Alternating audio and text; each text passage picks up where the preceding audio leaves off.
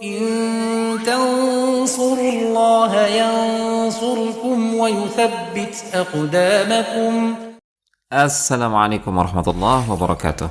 Alhamdulillahirrabbilalamin. Teman-teman sekalian, alhamdulillah kita bisa jumpa lagi.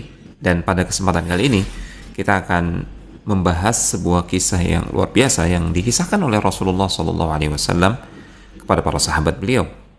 Sebuah kisah yang diriwayatkan oleh sahabat yang mulia Suhaib bin Sinan Ar-Rumi radhiyallahu ta'ala anhu, dan kisah beliau ini diabadikan atau dituliskan oleh Imam Muslim dalam Sahih beliau, dalam Sahih Muslim, ya, kitab Az-Zuhud war Raqa'iq di bab Qissatu Ashabil Ukhdud.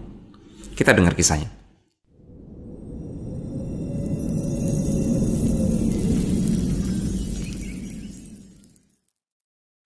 Rasulullah SAW bersabda, yang artinya pada zaman dahulu ada seorang raja yang dia memiliki seorang tukang sihir.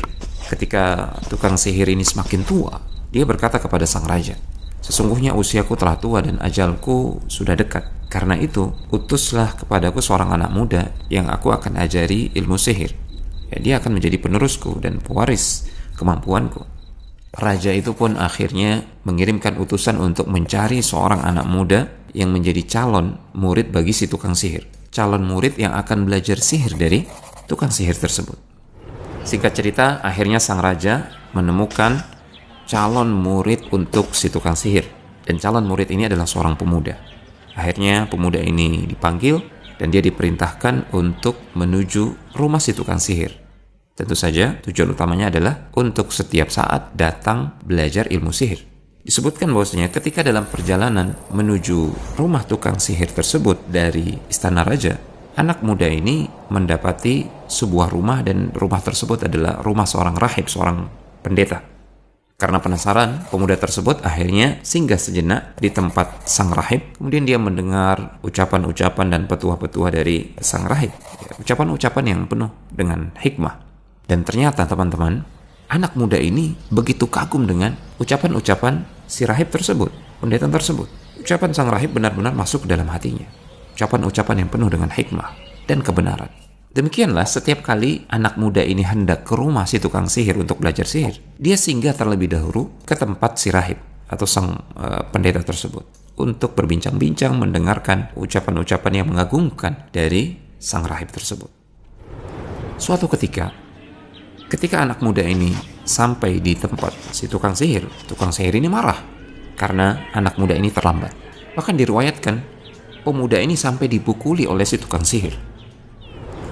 Kejadian tersebut akhirnya disampaikan kepada sang rahib. Dan memang rahib ini ingin menyelamatkan anak muda ini. Akhirnya sang rahib mengatakan kepada anak muda ini, "Jika si tukang sihir itu memukuli engkau, ya, engkau bisa beralasan, aku terlambat karena ada urusan di keluargaku. Dan jika engkau datang terlambat untuk kembali pulang ke rumah ke keluargamu, dan engkau khawatir keluargamu merasa resah dan memarahimu, engkau katakan saja, aku terlambat karena aku belajar kepada si tukang sihir." Ya. Pada suatu hari, pemuda ini mendapati ada seekor binatang besar yang menghalangi jalan dan menyebabkan para pengguna jalan ketakutan. Orang-orang tidak bisa lewat. Maka di saat itulah pemuda ini berkata pada dirinya, "Inilah saatnya aku bisa mengetahui mana yang lebih dicintai oleh Allah Subhanahu wa taala. Perintah atau ucapan dari si tukang sihir, atau perintah dan ucapan dari sang rahib."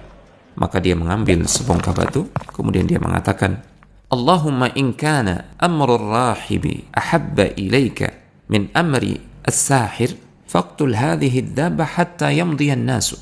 Ya Allah, jika ajaran-ajaran dari sang rahib yang lebih engkau cintai daripada ajaran si tukang sihir, maka binasakanlah binatang yang mengganggu manusia ini. Maka dia melempar binatang tersebut, dan dengan izin Allah Subhanahu wa ta'ala, seketika hewan besar tersebut yang mengganggu jalannya orang-orang tewas seketika. Nah teman-teman, kejadian tersebut dia ceritakan kepada sang rahib. Maka sang rahib mengatakan, "Ai bunayya anta al-yawma afdalu minni." Wahai nak, sekarang engkau sudah lebih hebat daripada aku. "Qad balagha min amrika ma arah, wa innaka satubtala, fa in ibtulita fala tadulla alayya." Wahai nak, engkau sudah mencapai suatu tingkatan yang telah aku lihat sendiri. Dan suatu saat engkau akan diuji oleh Allah Subhanahu wa taala. Dan ketika engkau diuji, mendapatkan cobaan, maka janganlah engkau bercerita tentang aku, jangan engkau menunjukkan tentang jati diriku dan keberadaanku. Ini ucapan sang rahib, dia berpesan kepada si pemuda tersebut. Dan subhanallah, dengan izin Allah tabaraka wa ta'ala, pemuda ini mendapatkan karamah, kemampuan yang luar biasa dari Allah Subhanahu wa ta'ala. Dia bisa mengobati anak yang lahir dalam keadaan buta jadi mampu melihat. Dia bisa mengobati orang-orang yang memiliki penyakit sopak atau belang, dan dia mengobati banyak orang, sehingga dia menjadi sosok yang terkenal di kalangan masyarakat ketika itu karena kemampuannya dengan izin Allah Subhanahu wa ta'ala mampu mengobati orang-orang yang sakit. Sampailah kabar tentang anak muda ini kepada teman duduk sang raja, dan teman duduk sang raja diriwayatkan bahwasanya dia seorang yang buta.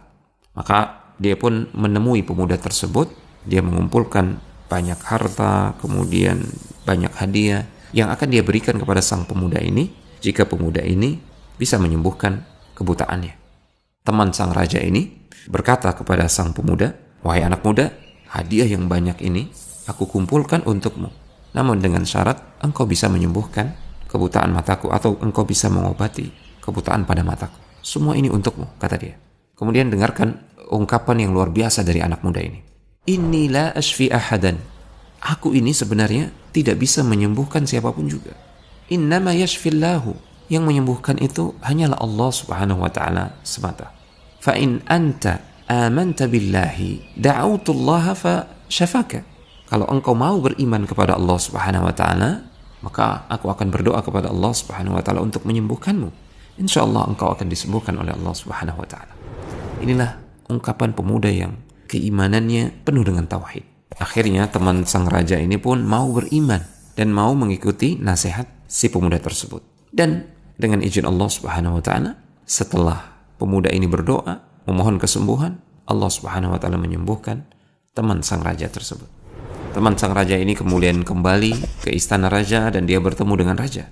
Raja ini terkejut karena melihat temannya tiba-tiba bisa melihat. Raja ini kemudian bertanya, "Man radda basaraka?" Siapa yang mengembalikan penglihatanmu? Teman si raja ini dengan beraninya mengatakan, "Rabbi, Allah, Rabbku, dialah yang telah mengembalikan penglihatanku ini." Si raja marah. "Walaka rabbun ghairi?" Apakah engkau punya Tuhan selain aku? Kata si raja ini dengan penuh amarah dan kemurkaan. Temannya ini dengan penuh keberanian dan ketenangan mengatakan, "Qala rabbi wa rabbuka Allah." Sebenarnya Rabbku, Tuhanku adalah Allah Subhanahu wa ta'ala, dan dia juga adalah Rabbmu, Tuhanmu. Akhirnya sang raja yang murka ini menangkap dan menyiksa temannya tadi yang mengatakan, "Rabbi wa rabbuka Allah." Rabbku, Tuhanku, dan Tuhanmu adalah Allah Subhanahu wa ta'ala. Dia ditangkap, kemudian disiksa, dizalimi. Kemudian dia berusaha untuk mencari pemuda yang disebut-sebut telah mengobati temannya tersebut dan telah mengislamkan temannya. Singkat cerita, pemuda tersebut akhirnya ditangkap dan dibawa ke hadapan raja. Dan sang raja tersebut mengatakan kepadanya, "Telah sampai kabar kepadaku bahwasanya sihirmu mampu menyembuhkan orang yang buta, orang yang memiliki penyakit belang, sopak, dan engkau melakukan ini dan itu." Pemuda tersebut dengan berani dan penuh keyakinan mengatakan, "Inilah ashfi ahadan, innama yashfillah tabaraka wa ta'ala." Saya ini sebenarnya tidak bisa menyembuhkan siapapun juga. Yang menyembuhkan itu Allah Subhanahu wa ta'ala. Akhirnya sang raja ini menangkap dan menyiksa terus-menerus si pemuda. Dan akhirnya terpaksa pemuda ini bercerita bahwasanya yang mengajarkan ajaran tauhid kepadanya adalah seorang rahib. Dan raja ini pun mencari rahib tersebut, menangkapnya, dan memaksa rahib tersebut untuk kembali kepada agama nenek moyangnya. "Kembalilah engkau, wahai rahib, kepada agamamu yang semula." Sang rahib ini menolak. Dan ini menjadikan sang raja tambah murka dan marah. Maka dia minta untuk didatangkan kepadanya gergaji, dan dia menyiksa rahib tersebut. Dia membelahnya menjadi dua bagian dengan gergaji tersebut. Digergaji. Sungguh zalim dan sungguh bengis. Setelah itu, raja ini memanggil teman lamanya yang tadinya buta kemudian sembuh bisa melihat. Raja ini mengatakan, "Kamu harus kembali kepada agamamu yang semula." Temannya tersebut menolak. Keimanan sudah masuk kuat ke dalam hatinya. Maka si raja ini pun menggergaji temannya ini, terbelah menjadi dua. Sungguh ujian keimanan yang sangat dahsyat dan sangat berat bagi umat-umat terdahulu yang beriman kepada Allah Subhanahu wa taala. Kemudian sang raja ini memanggil si pemuda. Kemudian dia berkata, "Kembalilah engkau kepada agamamu yang semula." Pemuda ini menolak. Maka sang raja memanggil para prajuritnya, memerintahkan prajuritnya untuk membawa pemuda ini ke puncak sebuah gunung. Dia memberikan perintah, jika anak muda ini mau kembali kepada agamanya yang semula, maka lepaskan dia. Jika tidak, maka lemparkan dia. Maka para prajurit tersebut menyeret pemuda ini, membawanya ke atas gunung. Pemuda ini berdoa kepada Allah Subhanahu wa taala, "Allahumma kfinihim bima syi'ta." Ya Allah, cukupkan aku dari perbuatan jahat orang-orang ini. Artinya jagalah aku, selamatkan aku ya Allah. Cukup engkau sebagai penolongku. Cukup engkau bagiku. Berbuatlah kepada mereka ya Allah sesuai dengan kehendak-Mu.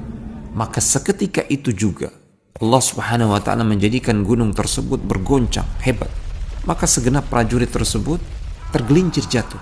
Yang selamat hanya satu, hanya pemuda ini saja. Berkat pertolongan Allah Subhanahu wa taala, pemuda ini lantas kembali menemui si raja. Raja ini terheran-heran, bagaimana pemuda ini bisa selamat sementara prajuritnya tidak datang kembali. Ma fa'ala ashabuka? Raja ini bertanya kepada si pemuda, apa yang dilakukan oleh prajurit-prajuritku terhadapmu? Pemuda ini mengatakan, kafanihimullah tabaraka wa ta'ala. Allah telah menolong saya. Allah telah mencukupkan saya dengan penjagaannya. Maka kembali si raja ini menangkap pemuda tersebut, memerintahkan kepada para prajuritnya membawa pemuda ini ke tengah laut. Kemudian dia mengatakan, jika anak muda ini mau kembali kepada agama dia yang sebelumnya, maka lepaskan dia. Jika tidak, tenggelamkan dia di tengah laut. Akhirnya perintah raja yang zalim dan bengis ini dijalankan oleh para prajuritnya. Pemuda ini dibawa ke tengah laut, dipaksa untuk kembali ke agamanya yang semula. Pemuda ini menolak. Maka ketika para prajurit ini hendak menenggelamkan pemuda ini di tengah laut, pemuda ini kembali berdoa kepada Allah Subhanahu wa taala, "Allahumma kfinihim bima syi'ta." Ya Allah, selamatkan aku dengan cara yang Engkau kehendaki dari keburukan mereka ya Allah. Maka Allah Subhanahu wa taala menjadikan semua prajurit tersebut terjatuh. Perahu yang membawa para prajurit dan pemuda ini karam. Semua prajurit tidak terselamatkan, yang selamat hanya satu, pemuda ini. Akhirnya pemuda ini kembali menemui sang raja dengan tenang dan penuh keyakinan. Sang raja terheran, "Ma fa'ala ashabuka?" Apa yang telah dilakukan oleh para prajurit kepadamu? Apa yang terjadi? Pemuda ini kemudian mengatakan, "Kafanihumullahu tabaraka wa ta'ala." Allah Subhanahu wa taala telah menyelamatkan aku, telah mencukupkan aku dari keburukan mereka. Lantas pemuda ini mengatakan, "Innaka lasta biqatili hatta taf'alu ma amuruka bihi." Engkau tidak akan pernah mampu bisa membunuhku sampai engkau melakukan perintahku. Wa ma hu? Ini pertanyaan si raja. Apa itu? Apa maumu? Maka sang pemuda itu menjawab, "Tajma'un nasa fi sa'idin wahidin." Hendaknya engkau mengumpulkan segenap rakyatmu, seluruh manusia di satu tempat, wa taslubuni ala jid'in. Kemudian silahkan engkau salib aku, engkau ikat aku di sebuah batang pohon. Thumma khudh sahman min kinanati, thumma dha'is sahma fi kabadil qaus. Kemudian silahkan ambil satu anak panah dari sarung panahku, letakkan dia di busur, arahkan kepadaku. Thumma qul, kemudian ucapkanlah, Bismillahi rabbil gulam, dengan menyebut nama Allah Subhanahu wa taala, Tuhan pemuda ini, Rabb dari pemuda ini. Tsummarmini, kemudian lepaskanlah anak panah tersebut mengarah kepadaku. Fa innaka idza fa'alta dzalika qataltani. Kalau engkau mau melakukan itu, engkau bisa membunuhku. Akhirnya si raja melakukan permintaan pemuda tersebut. Dia mengumpulkan segenap rakyatnya, seluruh manusia di satu tempat untuk menyaksikan kejadian tersebut. Si pemuda ini kemudian diikat di sebatang pohon, kemudian diambil satu anak panah, diarahkan kepada pemuda tersebut. Kemudian sebelum melepaskan anak panah tersebut, mereka mengatakan Bismillahirrabbilgulam, dengan menyebut nama Allah Subhanahu wa taala, Rabbnya pemuda ini. Anak panah pun dilepaskan, tepat mengenai sasaran anak muda tersebut, dan dengan kehendak Allah Subhanahu wa taala, akhirnya anak muda ini pun menemui syahidnya. Dia wafat di jalan Allah Subhanahu wa taala. Apa yang terjadi setelah itu? Semua rakyat, orang-orang yang hadir, yang menyaksikan kejadian tersebut, mereka mengatakan, Amanna birabbil gulam, amanna birabbil gulam, amanna birabbil gulam. Kami beriman kepada Tuhannya pemuda ini. Kami beriman kepada Allah, Rabbnya pemuda ini. Kami beriman kepada Allah, Rabbnya pemuda ini. Semua orang yang menyaksikan kejadian tersebut Mereka semua beriman. Lalu ada seseorang yang datang menghadap raja, kemudian dia berkata, "Ara'aita ma kunta tahdharu?" Lihatlah, ini kejadian yang engkau khawatirkan terjadi, yang engkau takutkan terjadi, akhirnya terjadi. "Qad wallahi nazala bika hadharuka." Sungguh apa yang engkau khawatirkan dan takutkan ini demi Allah sungguh telah terjadi. "Qad amanan nas." Semua manusia telah beriman. Ini justru menjadikan kesombongan sang raja ini meluap-luap, kemurkaannya menjadi-jadi. Lantas apa yang dia lakukan? Dia melakukan tindakan yang sangat bengis. Raja ini memerintahkan untuk digalinya parit, ukhdud, parit-parit di persimpangan jalan. Kemudian dia berkata, siapa yang menolak kembali kepada agamanya yang semula, maka lemparkanlah mereka ke dalam parit-parit tersebut, lalu bakar mereka semua. Akhirnya para prajurit melakukan perintah sang raja. Orang-orang yang tidak mau kembali kepada agama sebelumnya, tetap beriman kepada Allah Subhanahu wa Ta'ala, dilemparkan ke parit-parit tersebut untuk dibakar. Sampai ada seorang wanita diseret-seret, wanita yang sedang menggendong bayinya. Ketika hendak dilemparkan ke dalam parit yang berapi tersebut, yang berkobar-kobar apinya tersebut, wanita ini sempat ragu, dia mundur. Dia mundur bukan karena ingin murtad kembali, tidak.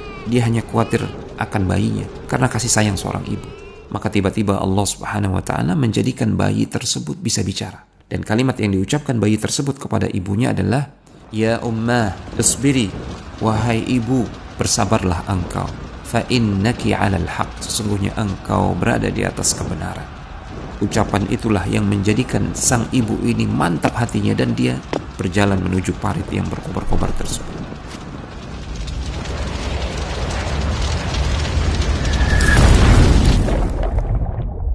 Inilah kisah Ashabul Ukhdud yang Allah Subhanahu wa Ta'ala firmankan dalam surat Al-Buruj. Qutila ashabul ukhdud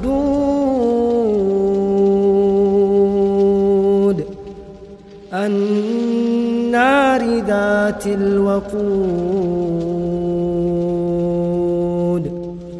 idhum 'alayha qu'ud wa hum 'ala ma yaf'aluna bil mu'minina shuhud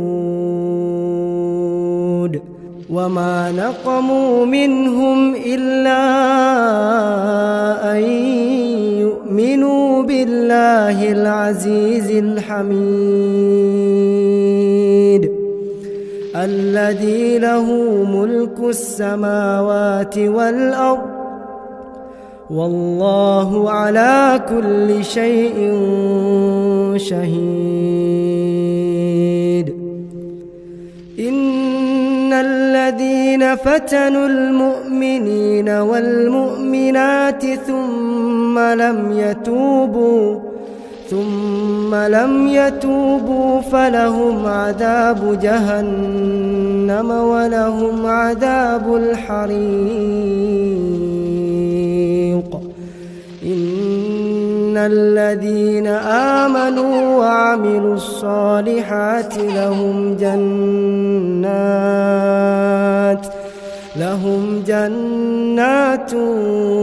تجري من تحتها الأنهار ذلك الفوز الكبير.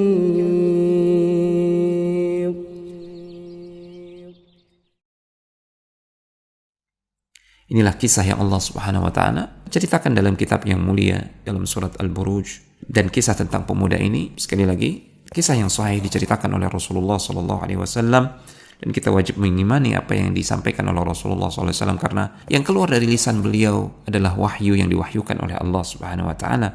Wa ma yantiqu 'anil hawa in huwa illa wahyu yuha. Sungguhnya dia, Muhammad SAW, tidaklah berbicara atas dasar hawa nafsunya. Apa yang keluar dari lisannya, yang dia bicarakan, itu adalah yang diwahyukan oleh Allah Subhanahu wa Ta'ala untuknya. Semoga kisah ini bisa menjadi pelajaran berharga bagi kita semua. Hadza wa sallallahu ala nabiyina Muhammad wa ala alihi wa sahbihi wa sallam wa akhiru da'wana alhamdulillahi rabbil alamin. Wassalamualaikum warahmatullahi wabarakatuh.